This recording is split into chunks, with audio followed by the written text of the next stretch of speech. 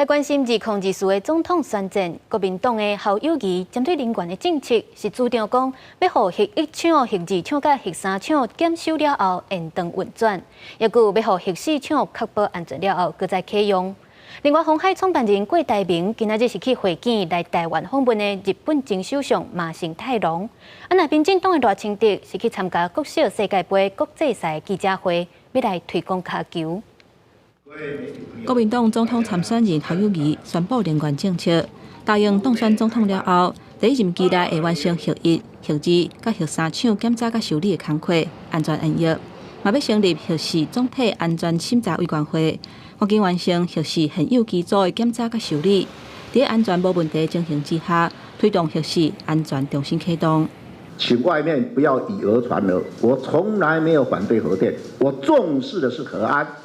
核安做好，当然可以使用核电啊。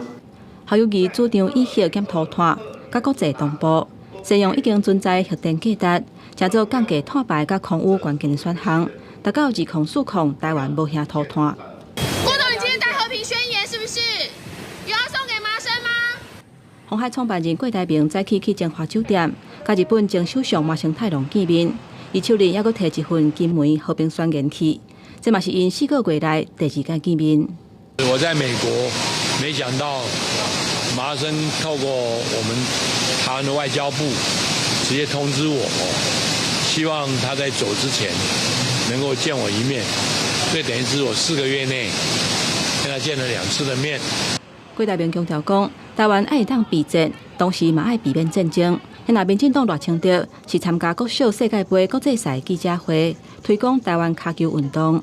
足球也是全世界运动人口里面数1数2的，所以如果我们有办法在足球的领域有一个好的成绩，凝聚国家的力量，然后在国际上赢得国际社会的注意，应该是有很大的帮助。除了祝比赛完配成功，台湾摕到冠军，嘛希望社会大众会当继续支持卡球。 那民众党郭文哲早起是无公开行程。记者综合报道。